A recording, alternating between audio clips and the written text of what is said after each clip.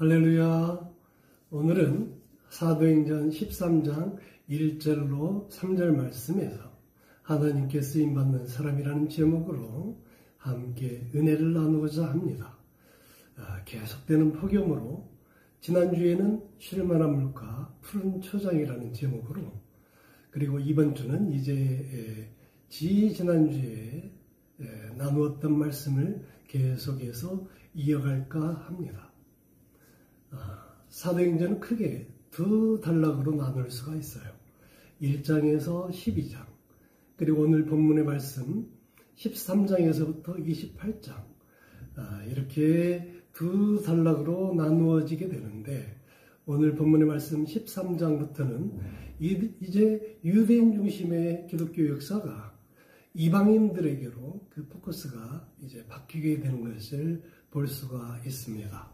그런데 아이러니하게도 그 중심에는 기독교 탄압이 앞장섰던, 그리고 기독교인들을 잡아가두는 데 혈안이었던 사울이 있습니다. 그러나 어쨌든 땅끝을 향한 이방선교의 핵심이자 시발점은 안디옥 교회였고, 사울 등의 5명의 리더가 있었습니다. 그래서 오늘은 사도행전 13장 1절로 3절 말씀을 중심으로 오늘날 세계 대부분 교회가 닮고 싶어하고 가장 온전한 교회로 평가받게 된 안디옥 교회의 3가지 비결을 함께 살펴보고자 합니다.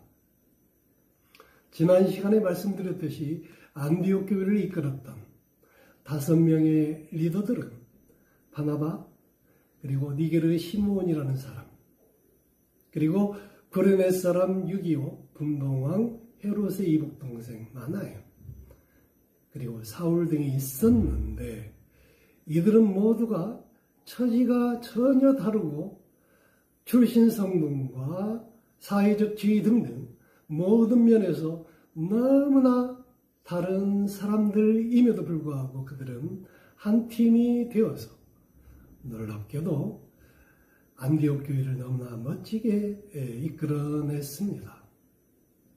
그 비결을 3가지로 제가 전제했었죠.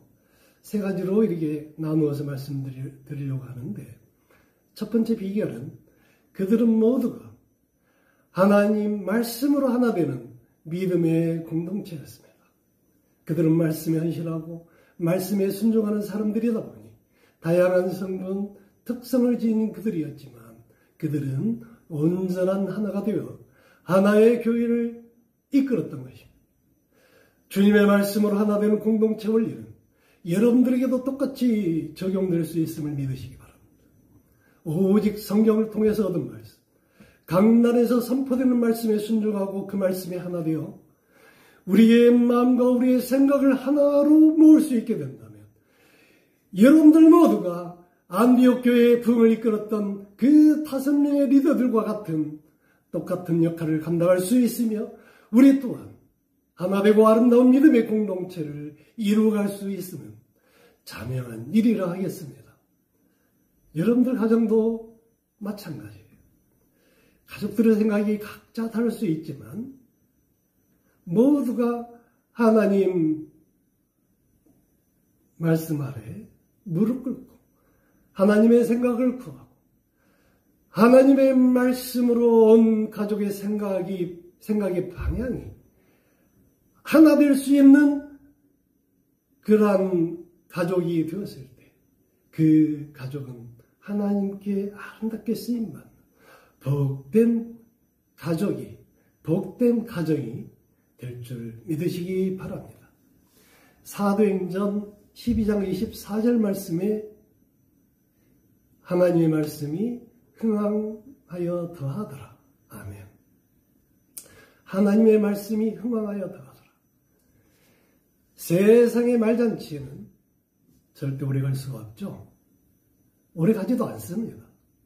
그러나 하나님의 말씀은 흥왕하여 우리 인생을 말씀 안에 가두어둘 때 가장 은혜받고 안전하며 흥왕의 은혜를 받아 누릴 수 있으심을 믿으시기 바랍니다. 아멘. 그 흥왕의 은혜는 강단에서 선포되는 말씀을 통해서 받게 되는 것임을 또한 잊지 마십시오. 그래서 우리 믿는 사람들에게는 가장 큰 복은 말씀이 들려지는 은혜예요. 더 큰 은혜는 들려지는 대로 나의 몸이 움직여지는 것이죠. 말씀에 순종하고 나아갈 때 하나님의 섭리를 깨닫기도 하고 은혜와 기적을 받아 누릴 수 있게 된다는 것을 믿으시기 바랍니다. 둘째로 안디옥 교회를 이끌었던 5명의 리더들이 하나님께 쓰임을 받는 두 번째 비결은 그들은 모두가 열정적인 예배자였고 열정적으로 기도하는 기도의 사람들이었습니다. 결국 하나님은 예배와 기도에 헌신하는 사람을 선택하심을 알 수 있습니다. 안디옥 교회는 세계 선교를 주도한 교회로 널리 알려져 있지만 그들은 선교하기 위해서 몸부림치지 않았어요. 그들은 오직 예배하기 위해서 몸부림쳤을 뿐입니다. 예배하기 위해서 몸부림치다 보니 그들이 밟는 모든 땅마다에 그들의 교회가 세워졌고 예배자들로 넘쳐났으며 선교의 현장이 되었고 아름다운 교회의 본이 되었던 것입니다. 그래서 선교의 역사는 예배의 역사이고 예배의 역사는 곧 선교의 역사라고 할 수 있습니다. 저는 이 시간 여러분들에게 이렇게 드려지는 제 모든 메시지가 여러분들에게는 성령의 소리로 들려지기를 소망합니다. 자, 여러분들이 교회에 와서 열정적으로 예배드리기를 소망할 때 하나님은 여러분들을 쓰시게 될 것이며 여러분이 그 성령의 소리에 순종할 때 이제껏 여러분들이 듣지 못했던 것을 순종할 때 들리게 될 것이고 여러분들에게 보이지 않았던 길이 여러분들이 순종할 때 보이게 될 것이며 또한 여러분들이 순종하기 이전에는 알지 못했던 것을 순종하고 나니 알게 될 것이라 믿습니다. 그런데 성령의 소리가 듣기 쉽지 않죠. 자, 성령의 소리를 우리는 듣기를 간절히 소망해야 됩니다. 성령의 소리를 듣기 위해서는 방법도 중요해요. 자, 장소는 예배의 장소이어야 되겠죠. 기도의 장소, 은혜 받는 장소, 그런 장소이어야 되겠고, 방법은 자, 오늘 본문 2절 말씀에 뭐라고 되어 있죠? 주를 섬겨 금식할 때에 성령이 이루시되. 자, 성령이 이루시게 된 것은 금식할 때, 주를 섬겨 금식할 때. 자, 그래서 사도들은요, 그들이 성령을 원할 때는 금식을 시작했습니다. 모세도 40일 금식 기도로 출애굽 백성들을 이끌기 위한 그 결단의 길을 나섰어요. 예수님도 공생에 시작하기 전에 40일 동안 금식 기도를 했습니다. 성경에서는 수많은 사건 사고가 일어날 때 이스라엘 백성들을 하나님께서 사용하시고 그들의 위기를 구해 주실 때마다 늘 금식 기도로 그들이 금식 기도로 준비하게 만듭니다. 대표적인 예를 하나만 소개해 드린다면 출애굽 백성들이 이제 블레셋 군대와 싸울 때 엘리의 아들 홈리와 비니아스가 법궤를 메고 나가서 전쟁을 해요. 자, 믿음이 없는 그들이 법궤를 메고 나가서 전쟁을 하면 하나님이 승리로 이끌어 주실 줄 알았죠. 그러나 그들에게는 하나님이 없는 그런 사람들이었어요. 그래서 결국은 어떻게 됩니까? 법궤를 블레셋 군대에 빼앗기게 돼요. 자, 블레셋 사람들은 법궤를 빼앗아 가지고 왔는데 아무런 문제가 일어나지 않아요. 그래서 블레셋 사람들은 깨닫게 됩니다. 이스라엘 백성들에게는 더 이상 하나님이 계시지 않는다. 이제 저들은 우리가 두려울 것이 하나도 없다. 이제 총 공격을 해서 이스라엘 모든 백성들을 진멸해버리자.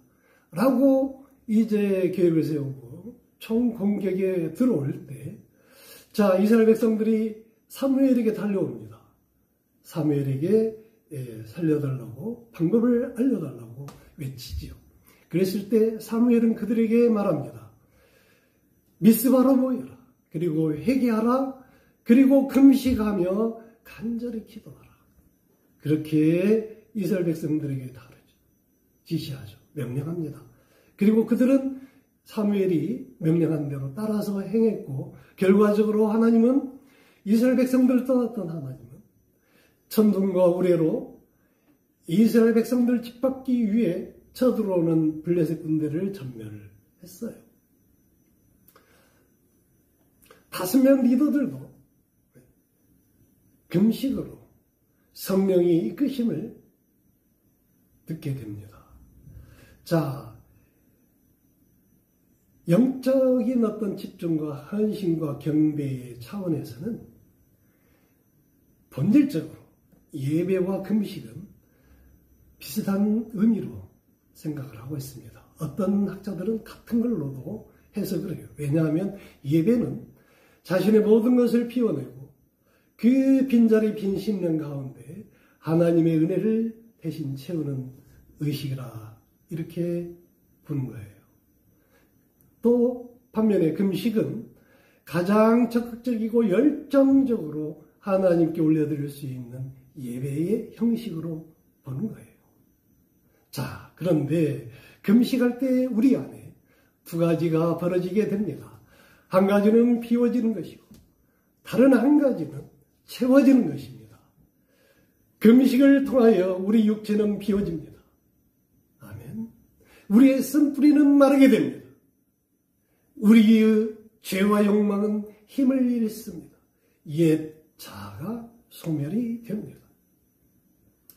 자신을 비워낼 때 그때 어떤 일이 일어나냐면 성령님의 음성을 듣기 시작합니다. 그 영혼이 비워지니까 성령님의 음성이 들려지는 거예요. 그래서 하나님의 음성을 듣는 자리가 있는 것입니다. 예배의 자리, 기도의 자리인 거예요.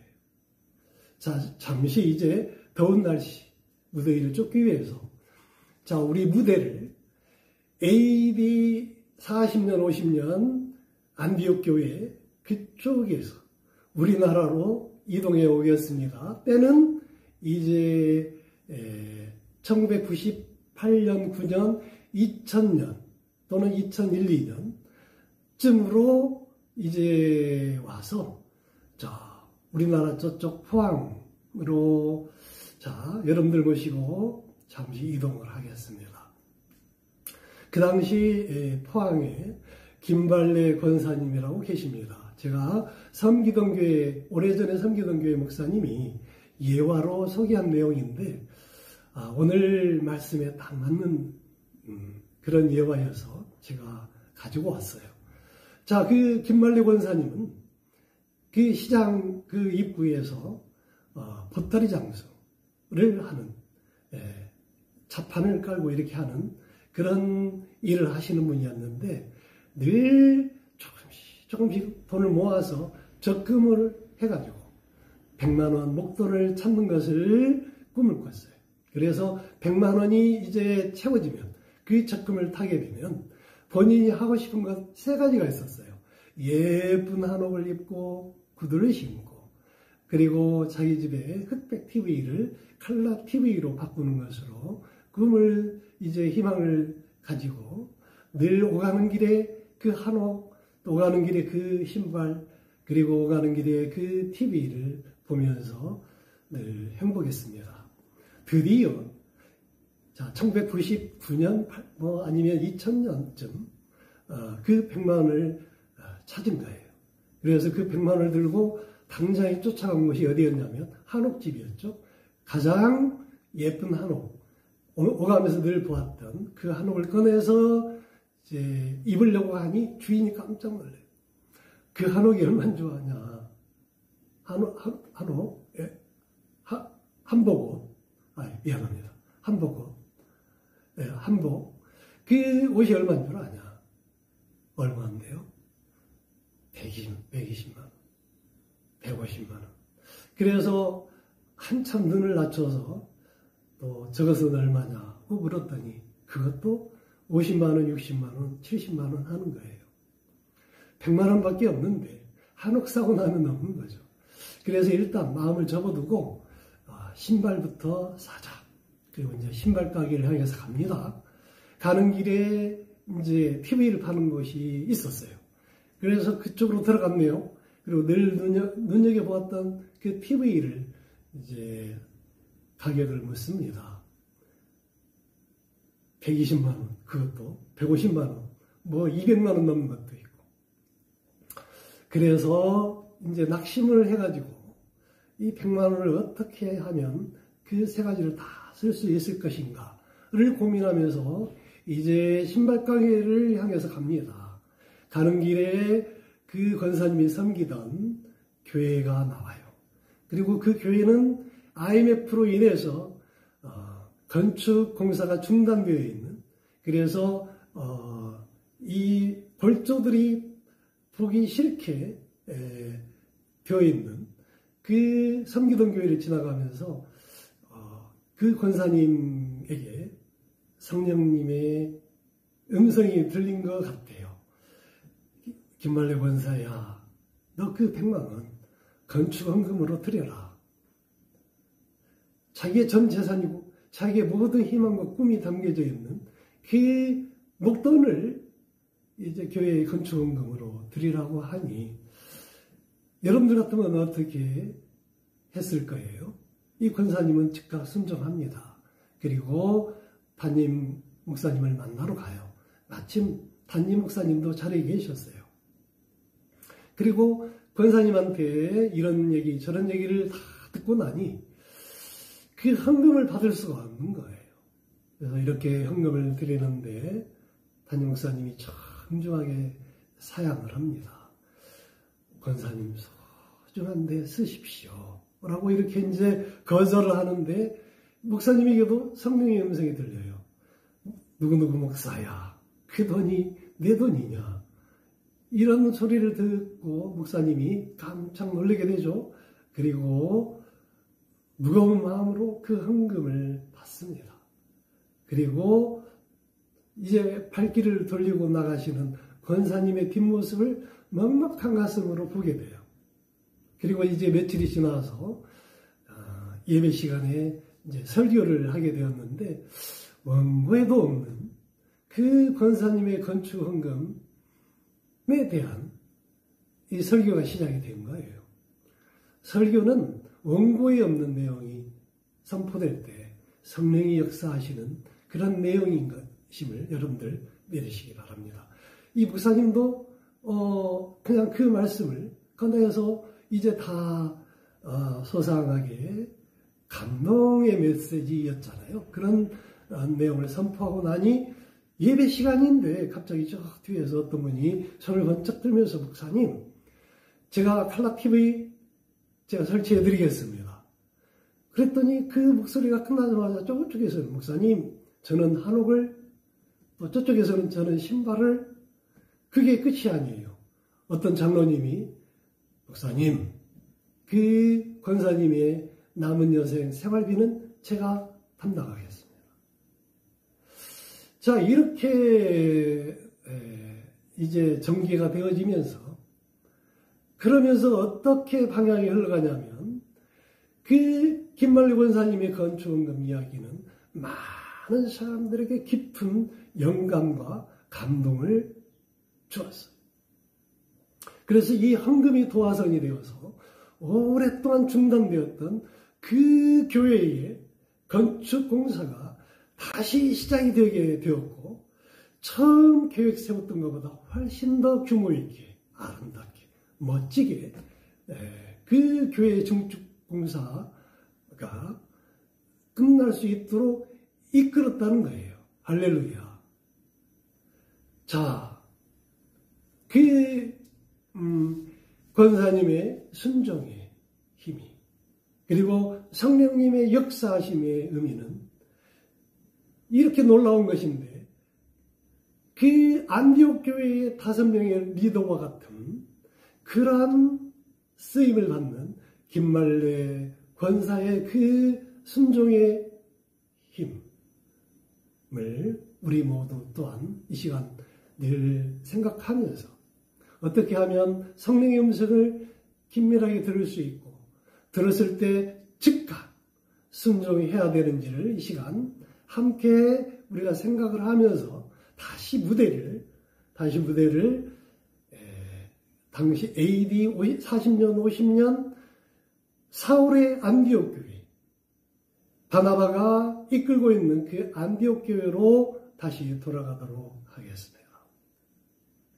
자, 오늘 본문 2절 후반절에 보면 자, 어떻게 되어 있나요? 2절 후반절에 보면 성령이 이르시되 내가 불러 시키는 일을 위하여 바나바와 사울을 따로 세우라 하시니 이 말은 바나바와 당시 그 안디옥 교회의 담임 목사나 마찬가지 역할을 담당한 행정을 담당한 바나바와 말씀을 전담한 사울을 이제 파송하라는 것으로 해석이 되어지는 거예요. 이제 바나바와 이제 안디옥 교회가 안정이 된 지 겨우 1년밖에 되지 않는 그런 안디옥 교회를 떠나서 가장 핵심의 역할을 했던 두 사람이 선교 여행을 떠나라고 하는 그런 메시지가 성령의 음성이 안디옥 교회에 들려지게 된 것이고 안디옥 교회는 그 성령님의 음성에 기꺼이 순종하고 즉시로 그들을 예루살렘 교회로 파송하게 됩니다. 선교 여행지로 그들을 내보내게 됩니다. 자, 이거 관련된 내용은 이제 시간이 주어지는 대로 함께 은혜를 나누기로 하고 오늘 제가 여러분들과 함께 나누고자 하는 말씀의 이어지는 하나님이 맡기시는 일은 시간을 두고 고민하거나 잘하려고 시간을 허비해서는 안 된다는 것을 말씀드리려고 합니다. 미루지 않고 즉시로 말씀하신 대로 망설임 없이 나아가는 것. 이것이 순종이신 줄 믿으시기 바랍니다. 말씀을 정리합니다. 여러분 모두 예배의 승리자가 되시기를 바랍니다. 믿음이 있고 없고가 중요한 것이 아니라 기도의 승리자가 되어 보십시오. 반드시 하나님이 그러한 여러분을 통해서 놀라운 기적을 일으키실 것임을 저는 믿습니다. 주님은 나이를 떠나지 않아요. 신분도 묻지 않습니다. 신앙의 깊고 낮음을 또한 따지지도 않아요. 어떠한 세상의 것도 문제시하지 않습니다. 주님은 늘 오직 말씀, 오직 예배 자리를 지키시는 분, 예배를 사모하는 분, 오직 예배에 목숨을 걸 수 있는 그런 믿음을 가진 그런 오직 순종의 그 사람들, 오직 기도하는 기도의 사람들을 하나님은 지금 이 시간도 찾으시고 계시며 그런 분들을 하나님이 붙잡으시고 주의 손이 함께하게 하심으로 그를 통해서 안디옥 교회의 부흥을 이끌었던 것처럼 여러분들의 삶을 부흥시키고 여러분들의 가정을 여러분들의 처자들 또 여러분들이 섬기는 이 교회를 부흥시키게 될 것임을 여러분들 믿으시기 바랍니다. 그러한 여러분들이 되어지시기를 예수님의 이름으로 축복하고 예수님의 이름으로 축원드립니다. 기도하시겠습니다.